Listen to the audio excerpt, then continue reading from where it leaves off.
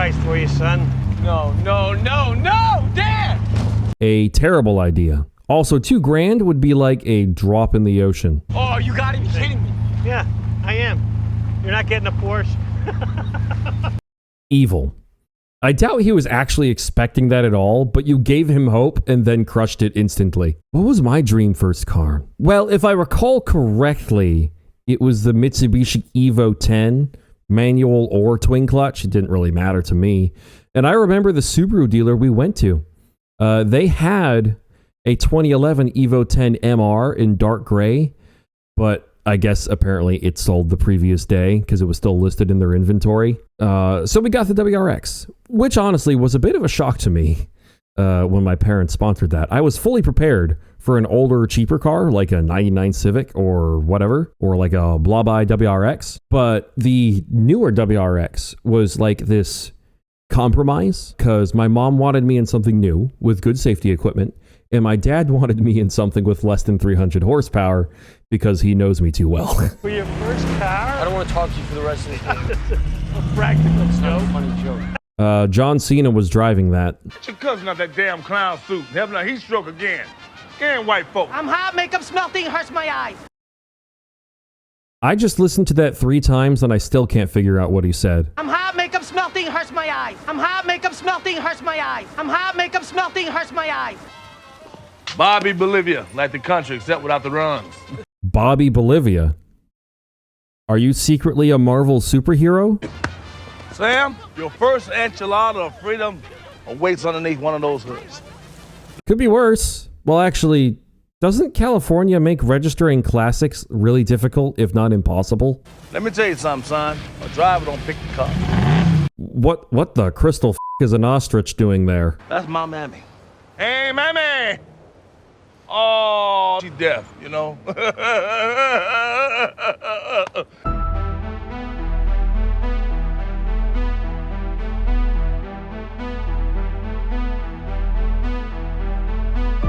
Every piece of car a man might want or need. I mean, if you clean it and paint it, that's a lot of car for a first car. Rear-wheel drive, too. Yeah, what the heck is it? I don't know nothing about this car. You walked him over to it and you didn't immediately not Jesus Christ. Find out. Feels good. What do you mean it feels good? It's not even running. How much? Well, You don't even know how much you've got invested in this car or where it came from, and you're about to try and name a price? How is this guy in business? custom paint job. No, but the paint's faded. Yeah, but it's custom. It's custom faded? You jest, but patina is a thing now. I'm not sure why. I guess because people are too scared to use and abuse their cars the natural way, by driving them. Because they're cars. $5 grand. No, not paying over 4. Sorry. Scared. Come on, get out the car. No. You said cars pick their drivers. Well, sometimes they pick a driver with a cheap phone out the car. Not a great salesman. But then again, apparently neither am I. Or at least so I'm told. I mean, I worked at a dealership for a short while. I had a lot of fun, despite not being allowed to do a whole lot. Let's see, when I first started out as a salesperson, some of the people who joined the dealership along with me, we came in waves. The new coworkers alongside me immediately started trying to make sales and had a little bit of success. So I was like, well, I should do that too. So I started doing that too. I sold a few cars, but then I also had a few weirdos that I just didn't know how to handle. I had one guy from Sweden who let his father-in-law do all the talking. They came in saying their max budget was like 25 grand. But by the end of the day, I realized every car they looked at, they were always going to offer at least 3 grand less than our list price. And somehow, by the end of the day, their max budget went from 25 grand to 17 grand for all cars. And it would not go higher. It was non-negotiable. And 17 grand, 2 grand less than the cost of a car they really liked. They left because they didn't buy it, obviously. And then that car sold either that day or the next day. And, you know, they tried to come back and buy it, but it was already gone. And then so what that means is that they had showed up and then left without buying anything for a second time. So I got in trouble and was told not to approach any more customers for a while because I was wasting advertising money or something like that. And then a month later, I was allowed to try again, and I got this military veteran guy. He was interesting, not great social skills, old dude. I showed him a brand new pickup truck, did a test drive and everything, enthusiastically positive about it.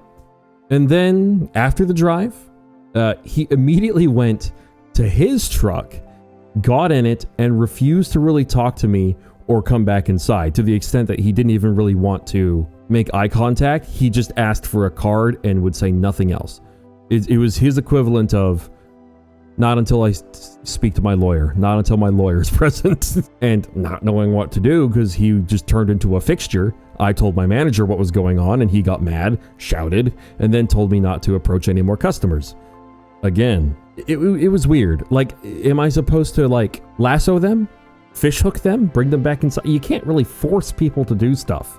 That's how you get really bad reviews, at least so I thought. But, then ultimately they fired me because I wasn't making sales, which was a little baffling because they told me not to try. So obviously I wasn't even going to make any sales because I wasn't trying to make sales. It didn't make sense. The whole time, I had nothing to do. I wasn't even allowed to try and fail because I couldn't wrangle some schizo father-in-law or some antisocial old dude. And yet, I sold plenty of cars, had customers who were happy, which was cool. And it was a fun way to socialize with people in a very kind of diverse way with that whole kind of providing a service setting.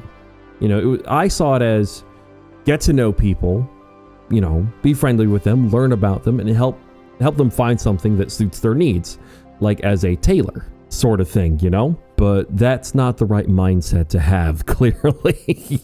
So I'll just stick to driving semi-trucks, because apparently my social skills are better put there.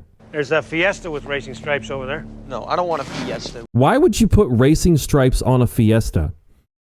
Also, why not just get an import? You could get something neat for really cheap back in these days. I sold a car the other day. This feels like a Herbie reference. Get your clown cousin and get some hammers and come bang this stuff out, baby. This guy is weird.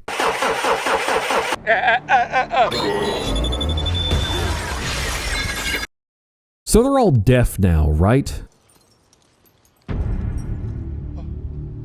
Is he going to instantly figure out that the car is responsible? 4,000. He is. He's omniscient. Oh, Mr. Secretary. Great casting. You're so young. NSA's recruiting right out of high school these days. Well, that's a lie. Young people don't get jobs. They make hundreds of applications and get no replies. This is Secretary of Defense. Ladies and gentlemen, Secretary of Defense. How would a high school graduate really know who the Secretary of Defense is? Like, to the extent that it's like, oh my gosh, that's like a celebrity. It's one thing, oh, that's the president. That's crazy. Wow, that's the Secretary of Defense. Why do I know that? Obviously, you're wondering why you're here. Do you know why they're here? I'm going to be surprised if you have any idea what's going on. Soxon Forward Operations Base in Qatar was attacked. The objective of the attack was to hack our military network. Did they succeed? They were cut off during the assault, which would lead us to assume that they're going to try it again. I mean, yeah. And the only real lead we have so far is this sound. You know damn well everyone in that room is thinking aliens, even if they're not saying it. We're on a hair trigger here, people. A hair trigger? That's a weird way of putting it. Why not just say hanging by a thread? All right, Mojo, I got the car. Now I need the girl. What did he just say? You're not going to find any quality women for sale on eBay. It's like clockwork. If you have any intention on bringing a girl home, you should probably take that shit off your wall. That's it for today. No more. Crackhead. If the dog is addicted to... How would... Forget it. I don't care. Sam, I do not like footprints on my grass. How about bloodstains? I want you home at 11 o'clock. Yeah, all right. 11 o'clock. Please, for the love of God, drive safely. I don't think you actually care, you lunatics.